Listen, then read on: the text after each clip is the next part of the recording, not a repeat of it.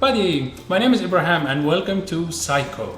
When I first moved to Canada, I started to feel that awful feeling. No, it's not homesickness. In my opinion, it's even worse. It's loneliness. So, at the end of this video, I'll let you know what I did about this. When I say lonely, it does not simply mean being alone, because it's okay. Every one of us needs some time alone. Nothing wrong with that. Though, being lonely is a whole different story. It's more about that unpleasant feeling and perception of being socially isolated. So, my friend, I'm not gonna waste your time talking about how bad the feeling of loneliness is, because I'm pretty sure you've experienced it once at least. Statistically, research shows that 1 in every 5 person suffers from loneliness persistently. So, if you don't suffer from loneliness, lucky you.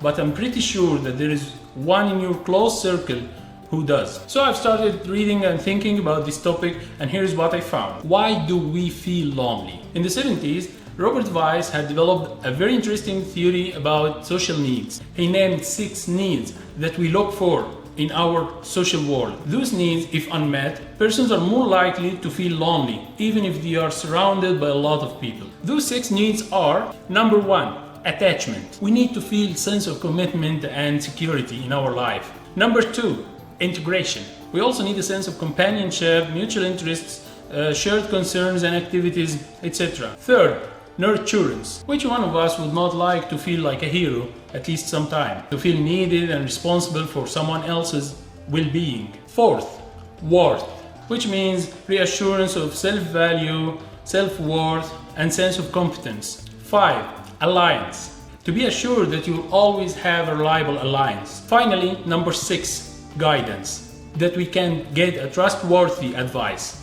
Well, my friend, now before I talk about how you can beat loneliness, let's just give a quick look at what loneliness can do to you. From an evolutionary perspective, social connections meant higher survival chances. That's why the need to be socially connected is innate, not only in humans but also in animals. Here are some scientific facts about loneliness. Loneliness can cause early death, heart disease, obesity, compromised immunity, physical inactivity, depression, low self-esteem, suicide and addiction, 30% lower cognitive abilities, which means it negatively affects your IQ, memory, career success, academic performance. It even makes you more pessimistic and feel that the world around you is a threatening place.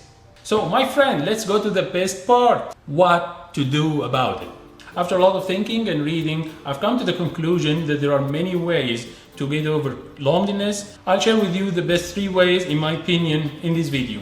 Firstly, we should try to enhance the existing relationships. That simply means to be more mindful and present in our daily social interactions. Usually we make a huge mistake when we have a conversation with our friends or acquaintances that we most of the time talk about events, not about our emotions and feelings toward them. Actually, this kind of superficial communication with others does not help. So let's try hard to listen attentively instead of just pretending that we listen. Secondly, social media.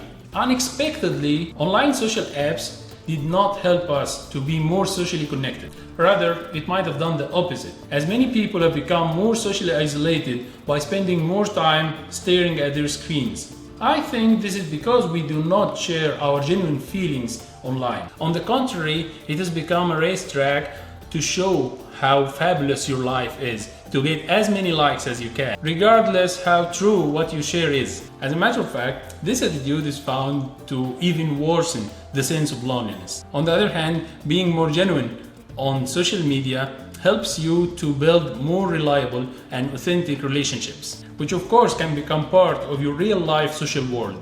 Finally, the best way to stop being lonely is go out, talk to strangers. As I did with my friend. Think about it. Hundreds of millions of people feel lonely most of the time. Why don't they connect to each other and end one another's loneliness? I think this is simply because every one of them ask themselves the same questions you're thinking about right now. What if they rejected me? Wouldn't they think I'm pathetic and lonely? Well, my friend, I personally feel lonely often, and I'm not ashamed to tell strangers who I try to talk to that I'm lonely. I know it's not easy to show your vulnerability, but come on, it's part of being human. And it's definitely hard to get rejected, but remember that rejection is all about your perception. It's not rejection itself what makes you feel bad. It's how you perceive rejection, the story that you narrate to yourself. I go out, talk to strangers. Some of them might not seem interested, so it's okay. What am I gonna lose?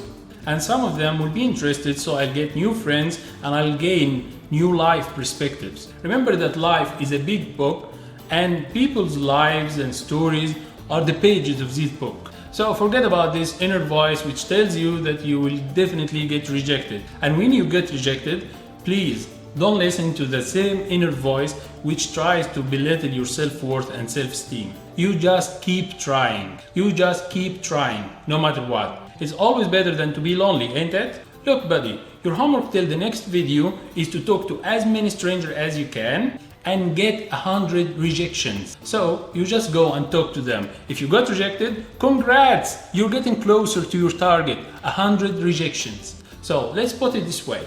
You have 50% chances to get a new friend and beat your loneliness, or to get rejected and get 0 new friends, which means you've lost nothing. If you like this video, please share, like, subscribe, and give a look at the references below. And if you live in Toronto, text me and let's go out for a walk or a talk. Bye! Oh, finally.